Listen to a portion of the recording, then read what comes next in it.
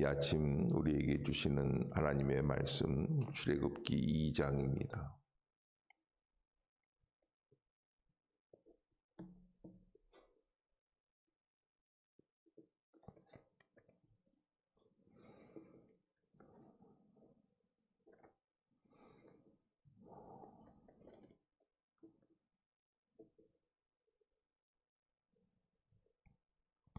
출애굽기 2장 1절부터 22절까지는 제가 읽고 23절부터 함께 보도록 하겠습니다. 레위 가족 중 한 사람이 가서 레위 여자에게 장가들어 그 여자가 임신하여 아들을 낳으니 그가 잘생긴 것을 보고 석 달 동안 그를 숨겼으나 더 숨길 수 없게 되매 그를 위하여 갈대 상자를 가져다가 역청과 나무진을 칠하고 아기를 거기 담아 나일 강가 갈대 사이에 두고 그의 누이가 어떻게 되는지를 알려고 멀리 섰더니 바로의 딸이 목욕하러 나일강으로 내려오고 시녀들은 나일 강가를 거닐 때에 그가 갈대 사이에 상자를 보고 시녀를 보내어 가져다가 열고 그 아기를 보니 아기가 우는지라. 그가 그를 불쌍히 여겨 이르되 이는 히브리 사람의 아기로다. 그의 누이가 바로의 딸에게 이르되 내가 가서 당신을 위하여 히브리 여인 중에서 유모를 불러다가 이 아기에게 젖을 먹이게 하리이까. 바로의 딸이 그에게 이르되 가라 하매 그 소녀가 가서 그 아기의 어머니를 불러오니 바로의 딸이 그에게 이르되 이 아기를 데려다가 나를 위하여 젖을 먹이라. 내가 그 싹을 주리라. 여인이 아기를 데려다가 젖을 먹이더니 그 아기가 자라매 바로의 딸에게로 데려가니 그가 그의 아들이 되니라. 그가 그의 이름을 모세라 하여 이르되 이는 내가 그를 물에서 건져내었음이라 하였더라. 모세가 장성한 후에 한 번은 자기 형제들에게 나가서 그들이 고되게 노동하는 것을 보더니 어떤 애굽 사람이 한 히브리 사람 곧 자기 형제를 치는 것을 본지라. 좌우를 살펴 사람이 없음을 보고 그 애굽 사람을 쳐 죽여 모래 속에 감추니라. 이튿날 다시 나가니 두 히브리 사람이 서로 싸우는지라. 그 잘못한 사람에게 이르되 내가 어찌하여 동포를 치느냐 하매 그가 이르되 누가 너를 우리를 다스리는 자와 재판관으로 삼았느냐. 내가 애굽 사람을 죽인 것처럼 나도 죽이려느냐. 모세가 두려워하여 이르되 일이 탈로 되었도다. 바로가 이 일을 듣고 모세를 죽이고자 하여 찾는지라. 모세가 바로의 낯을 피하여 미디안 땅에 머물며 하루는 우물 곁에 앉았더라. 미디안 제사장에게 7딸이 있었더니 그들이 와서 물을 길어 구유에 채우고 그들의 아버지의 양떼에 먹이려 하는데 목자들이 와서 그들을 쫓는지라. 모세가 일어나 그들을 도와 그 양떼에게 먹이니라. 그들이 그들의 아버지 루엘에게 이를 때에 아버지가 이르되 너희가 오늘은 어찌하여 이같이 속히 돌아오느냐. 그들이 이르되 한 애굽 사람이 우리를 목자들의 손에서 건져내고 우리를 위하여 물을 길어 양떼에 먹였나이다. 아버지가 딸들에게 이르되 그 사람이 어디에 있느냐. 너희가 어찌하여 그 사람을 버려두고 왔느냐. 그를 청하여 음식을 대접하라 하였더라. 모세가 그와 동거하기를 기뻐하며 그의 딸 십보라를 모세에게 주었더니 그가 아들을 낳음에 모세가 그의 이름을 게르솜이라 하여 이르되 내가 타국에서 나그네가 되었음이라 하였더라. 함께 봅니다. 여러 해 후에 애굽 왕은 죽었고 이스라엘 자손은 고된 노동으로 말미암아 탄식하며 부르짖으니 그 고된 노동으로 말미암아 부르짖는 소리가 하나님께 상달된지라. 하나님이 그들의 고통 소리를 들으시고 하나님이 아브라함과 이삭과 야곱에게 세운 그의 언약을 기억하사 하나님이 이스라엘 자손을 돌보셨고 하나님이 그들을 기억하셨더라. 아멘. 할렐루야. 이 아침 죄전을 찾으신 여러분들에게 하나님의 은혜와 평강이 함께 하시기를 축원합니다. 우리 말씀 암송하도록 하겠습니다. 베드로전서 2장 9절 그러나 너희는 고린도전서 3장 9절 우리는 하나님의 동역자들이요. 시작. 우리는 하나님의 동역자들이요 너희는 하나님의 밭이요 하나님의 집이니라. 고린도전서 3장 9절 말씀. 아멘. 예, 감사합니다. 출애굽기 1장에 이어서 2장은 하나님께서 그 고난 속에서 어떻게 이스라엘 백성들을 인도해 나가시는가, 이 출애굽 과정들을 어떻게 펼쳐 나가실 것인가. 그런데 하나님이 역사하시는 것 중에서 가장 특징적인 것들을 하나 꼽아본다면 하나님은 항상 사람을 먼저 선택하십니다. 사람을 예비해 놓으십니다. 그 사람으로 말미암아 구원의 역사를 감당하게끔 해 주십니다. 그래서 오늘 2장에서는 한 사람을 선택하시는 것을 보게 됩니다. 200만 명이 넘는 이스라엘 백성들인데 하나님은 모세 그 한 사람을 예비해 주시고 그 사람을 통하여 하나님의 나라를 이루어 갈 수 있는 첫 출발이 될 수 있도록 이렇게 섭리해 주고 계시는 것을 보게 됩니다. 2장 이 짧은 구절인데 이게 25절밖에 안 되는데 그 사이에 몇 년이 흘러갑니까? 모세가 태어나서 벌써 40세에 나가서 광야에 가서 거기에서 거주하며 십보라를 만나고 게르솜을 낳는 데까지 약 한 40년, 50년 더 이상 흐를 수 있는 그런 시간들이 그냥 이 한 장에 어쩌면 그렇게 일목요연하게 하나님의 말씀이 잘 기록되어 있는지 알 수 없습니다. 사람을 택하시는데 어떻게 택하시는가? 자, 2절을 한번 보겠습니다. 그 여자가 임신하여 아들을 낳으니 그가 잘생긴 것을 보고 석 달 동안 그를 숨겼으나 1장에서 볼 때 바로가 어떻게 명령하였습니까? 산파들에게도 명령하고 히브리 사람들에게도 명령하고 남자이거든 다 죽이라 그랬어요. 그래서 그렇게 아이들이 다 죽어나가는데 죽여야지 되는데도 불구하고 이 모세의 집안에서 엄마 아빠가 아이를 낳았는데 너무 귀한 거예요.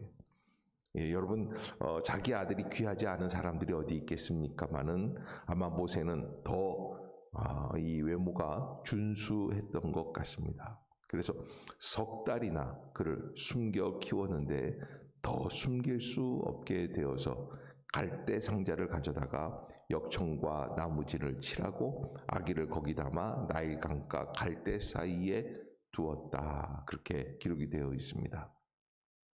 자, 이 갈대 상자에다가 아이를 담아서 이 갈대 상자라고 하는 이 테베라고 하는 이 단어는 사실은 이 노아의 방주를 이야기할 때 이 노아의 방주도 테베입니다. 상자같이 박스처럼 생겨 있는 그 네모난 하나님의 구원의 역사. 그런데 여기 이 모세를 담아두었던 파피루스로 만든 이 갈대 상자 역시 테베라고 이야기를 합니다. 거기에 하나님의 구원의 역사가 시작이 되는. 그래 여러분 사실은 이 아이를 나일 강가에다가 이렇게 띄워놓으면은 이거는 어느 물결에 어떻게 되고 어느 악어의 밥이 될지 아무도 알 수 없는 미지수죠. 제가 어제도 말씀드렸지만 하나님의 역사는 언제 시작이 된다고요? 인간의 모든 희망과 모든 노력들이 다 포기가 되는 순간에 한계치에 우리는 도저히 더 이상 할 수가 없다. 그때 하나님은 역사하기 시작을 하세요. 마찬가지입니다. 아이를 숨겨두고 하다가 100일이 되니까 더 이상 아이의 울음소리가 커지니까 숨길 수가 없게 되어서 테베에 담아가지고 나일 강가에 두었는데 이거는 포기하겠다는 이야기밖에는 안 되죠. 그런데 거기에서 하나님의 역사가 시작이 돼요. 어떻게 시작이 됩니까? 바로의 딸 공주가 나와서 목욕을 하는 장소에서 그 모세와 맞닥뜨리게 됩니다. 그래서 6절을 한번 보겠습니다. 6절 시작. 열고 그 아기를 보니 아기가 우는지라 그가 그를 불쌍히 여겨 이르되 이는 히브리 사람의 아기로다. 아멘. 하나님은 사람의 마음을 움직이시고 또 하나님의 역사에 합당한 사람들을 예비하셔서 그 일을 감당케 하시는데 애굽 사람들이 히브리 사람들을 핍박하기도 하고 무시하기도 하는 가운데 그래도 그 중에 특별히 가장 상류층 애굽에서 가장 높은 왕족 왕의 딸 공주가 아이를 딱 받았는데 이게 히브리 사람의 아이인 줄은 분명히 알아요. 그러나 그 아이가 그 여인의 눈에 쏙 들어오게 됩니다. 그리고 그 아이를 키우게 되는, 양육하게 되는 그런 은혜를 입게 되죠. 그리고서는 이제 어떤 역사가 일어나냐면 참 기가 막힌 반전이 이 바로의 딸이 옆에 있던 이 모세의 누이가 뭐라고 그러냐면 유모를 불러다가 이 아이에게 젖을 먹이게 할까 이렇게 물어보니까 그렇게 하라는 거예요. 공주가 그 유모가 친엄마인지 알까요, 모를까요? 다 알죠. 아는데도 불구하고 허락하는 거예요. 그러니까 여러분 이게 기적이죠. 가장 중요한 기적은 어디에서 일어나느냐? 사람의 마음을 움직이시는 하나님. 아멘. 여러분 마음이 움직이는 거예요. 마음이 열리고 교회에 나오게 되고 예수의 이름을 내 마음속에 영접하게 되고 말씀 앞에 아멘 하게 되고 기적이에요. 있을 수 없는 일이에요. 우리가 가만히 생각해 보면 내가 예수 믿고 내가 구원받고 내가 거듭나고 내가 신앙생활하는 것 자체가 기적 중에 기적이에요. 하나님이 그렇게 바로의 공주의 마음을 움직이시며 모세를 키워나가게 하시죠. 그 아기가 자라매 바로의 딸에게로 데려가니 그가 그의 아들이 되니라. 10절에 기록이 되어 있는데 이게 참 얼마나 귀한 역사. 앞으로 이 사람들은 지금 모세의 앞날에 어떤 역사가 일어나는지는 잘 모릅니다. 그러나 하나님은 그렇게 움직여 나가고 계시는 것이죠. 자, 그러면서 어떤 일이 벌어지냐면 11절에 보면 모세가 장성한 후에 한 번은 자기 형제들에게 나가서 그들이 고되게 노동하는 것을 보더니 어떤 애굽 사람이 한 히브리 사람 곧 자기 형제를 치는 것을 본지라. 아멘. 자, 모세가 장성한 후에 여러분 나이가 20살 때도 느끼지 못하고 30살 때도 느끼지 못하는데 나이가 40이 되면 자기의 민족, 자기의 동포를 생각하게 된다는 거예요. 그래서 미국에 가서 아이들이 자라갈 때에 뭐 초등학교, 중학교, 고등학교 때는 갈등이 없다는 거예요. 그래서 대학에 들어가면서 서서히 자기 민족끼리 모이기 시작을 한대요. 그러면서 나중에 사회생활할 때 보면은 결국에는 한국 사람은 한국 사람끼리, 미국 사람은 미국 사람끼리, 흑인은 흑인끼리, 백인은 백인끼리. 이게 여러분 우리가 인생을 살아가면서 하나님이 섭리해 주신 곳으로 흘러가게끔 되어 있어요. 억지로 내가 못해요. 하나님이 역사해 주실 때 우리가 그 길을 걸어가게 되는 것이죠. 그래서 섭리의 은혜 속에서 모세가 눈을 뜨기 시작을 하는데 자기가 히브리 민족이라는 그런 생각 속에서 애굽 사람들이 히브리 사람들을 괴롭히는 사람을 볼 때 가서 쳐 죽였단 말이에요. 아무도 모르는 줄 알고 모래 속에 감춰 두었습니다. 그런데 그 다음날 또 나가보니까 이번에는 히브리 사람끼리 싸우는 거예요. 이게 너무 마음이 아파서 너희들 왜 이렇게 핍박받고 압박받는 히브리 사람들 가만히 있어도 불쌍한데 왜 싸우느냐. 그러니까 이 히브리 사람들이 싸우다 말고 무슨 얘기를 하냐면 네가 언제부터 우리의 감독관이 됐느냐. 너 어저께 애굽 사람 죽인 것처럼 우리도 죽일 거냐. 아차, 다 들통난 거예요. 없는 줄 알았는데, 안 보는 줄 알았는데 벌써 사람들의 눈이라는 게 무섭죠. 다 소문이 났어요. 자, 그래서 모세가 어떻게 됩니까? 자, 이게 15절 시작. 바로가 이 일을 듣고 모세를 죽이고자 하여 찾는지라. 모세가 바로의 낯을 피하여 미디안 땅에 머물며 하루는 우물 곁에 앉았더라. 아멘. 그래서 갑자기 바로 왕의 마음이 변해서 자기의 그러니까 자기 딸의 양자인데 손주뻘 아닙니까? 그런데 참 이상하게 그때는 모세를 미워하게 돼요. 갑자기. 그리고 그를 죽이려고 해요. 왜 이런 일들이 벌어져요? 모세가 어디로 가야 되기 때문에? 광야로 가야 되기 때문에 그래요. 하나님이 그렇게 미리 예비해 주시고 섭리해 주시고 인도해 주시는 역사예요. 자, 그래 광야에 가서 미디안 광야 사막 한복판에서 살아가고 있는 미디안 족속 중에서 거기 십보라라고 하는 여인을 만나게 되고 거기서 결혼을 하게 되고 그리고 장인 이드로의 양을 치게 되고 그러면서 살아가게 됩니다.